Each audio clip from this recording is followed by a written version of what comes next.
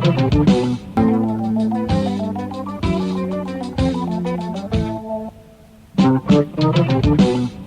everyone, this is Fakada again. Today on this English video we are going to discuss about the most important part of a sentence called a verb and what is verb means.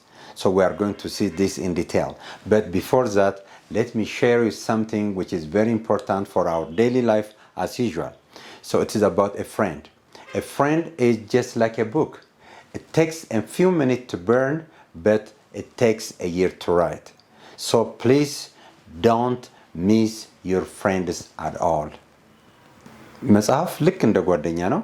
መጽሐፍን ለመጻፍ አመታት ይፈጃል፣ ለመቃጠል ግን ደቂቃ በቂ ነው። ስለዚህ ጓደኛም ለማፍራት ብዙ ጊዜ ይፈጃል፣ ለመጣላት ግን እንደምናውቀው በተለያየ ተቃቀም ኬዞች ከጓደኞቻችን ጋር እንለያያለን። Please don't miss your friends at all. Okay, so before we start discussing about an auxiliary verb, let me give you simple exercise and maybe that will help you for your test.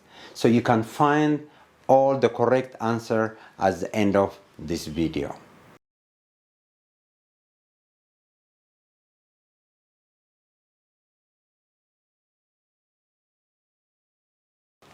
The most important word in our sentence is a verb. Describes an action. So we have different types of verbs, okay? There is main verb, there is an auxiliary verb, and there is modal verb.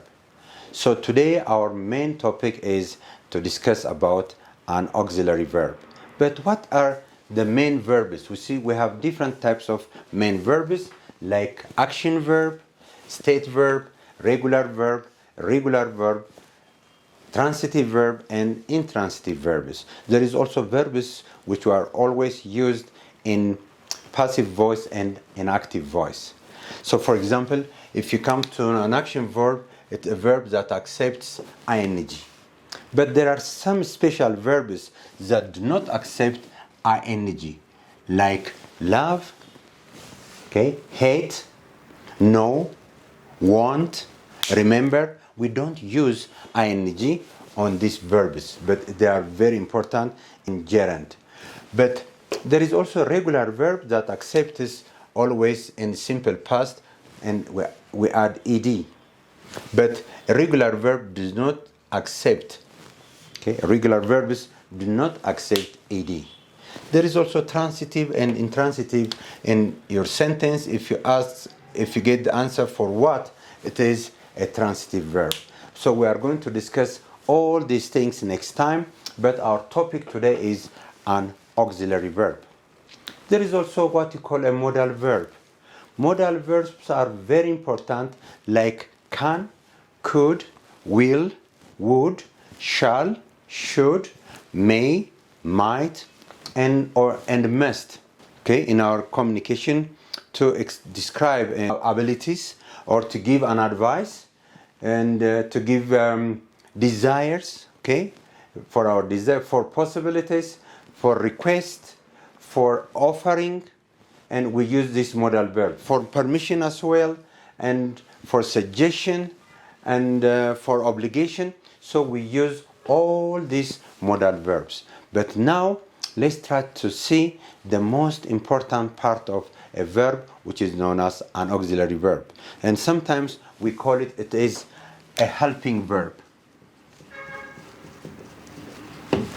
So we divide this helping verb or an auxiliary verb into three. Let's try to see this one.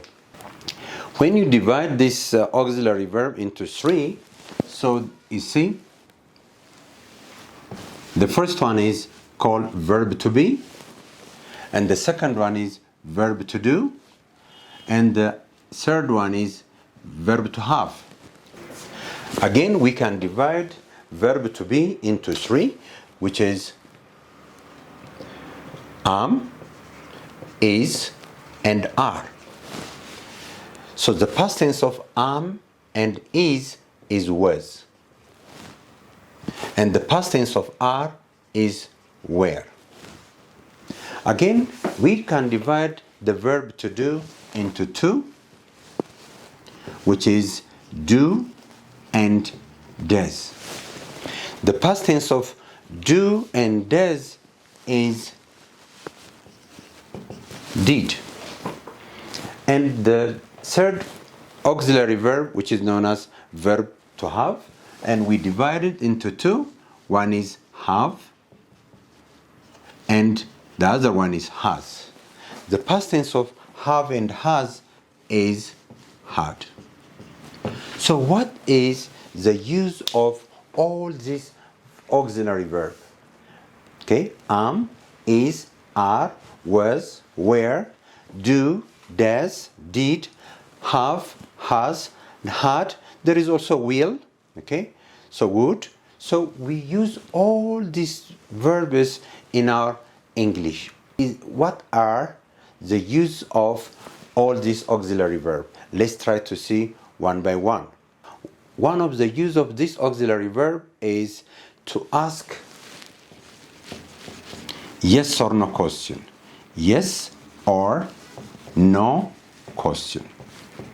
If you want to ask yes or no question, this helping verb or auxiliary verb are very important. And the second one is so for negation, make negative sentence. And the third one is, okay, it indicates time or for tenses. We have different types of tenses. All these 12 types of tenses based on this auxiliary verb. Like simple present, simple past, and simple future, present continuous, past continuous, and future continuous, present perfect, past perfect, and future perfect. There is also present perfect continuous, past perfect continuous, and future perfect continuous. All these tenses are based on this an auxiliary verbs. So let's try to see one by one using example. Okay, in your sentence, if there is always is, are, it is called present continuous tense. Present continuous. So if there is is, are, okay, in a sentence, it is present continuous. So if there is was and were in your sentence, it is past continuous. And if you use do and does to make question and to make negative, okay, in your sentence, it is a simple present. And if you use to make negative and to ask yes or no question in a sentence, if we use did, it is simple past. But when we use verb to be, okay, if there is have and has in your sentence, it is present perfect. And if you use had, okay, if there is had in your sentence, it shows. If there is had in your sentence, it shows it is past perfect. Past perfect. Again, if we use have plus be, okay, it shows present perfect continuous, okay, present perfect continuous. If there is had, okay, if there is had plus be, okay, it is past perfect continuous. You see, all these tenses are based, okay, on this auxiliary verb. So now let me give you simple example and you may understand very well. Okay, let's try to see some examples. For example, I can say Paul was working the night shift last week. If there is was, it means it is past continuous. My parents are visiting us now. There is are here, there is always ing. It shows present continuous. I had worked, if there is had here, I had worked as a programmer before moving to sales. And if there is a past tense of have is had, it is past perfect. John has lived in London all his life. There is has, Okay, if there is has and have, it shows it is present perfect tense. Tom has been trying to get in touch with you all week. So there is has and be, or there is have and been. If there is has and been, it shows present perfect continuous. Peter does not work in a restaurant. You see, we use doesn't here. If there is doesn't here, okay, it's to make a negative simple present. And Penny didn't live in the city. So if there is didn't here to make negative, it is also a simple past. Okay, and this one, Peter doesn't work in a restaurant. It is a negative of simple present.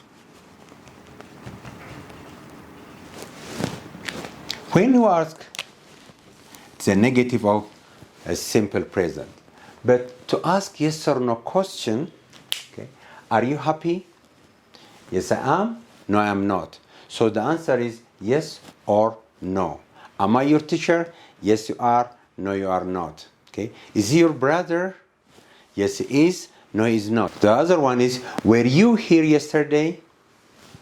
Yes, I was. No, I was not. And where is also used to ask yes or no question. Are is also used to ask yes or no question. Does your father work in a bank? Does. Helps us to ask yes or no question in simple present. Did you go to school yesterday? If there is did, okay, to ask yes or no question, it shows it is a simple past. And have you ever eaten a Chinese food? Yes, I have. Or no, I haven't. Have is used again to ask yes or no question. As you see from here, an auxiliary verbs are very important to make yes or no question, to make negation or negative, and to show the time of action in tenses. So try to work different exercises and you will understand more. Next time we are going to discuss another point. So the answer for the given exercise is as follows.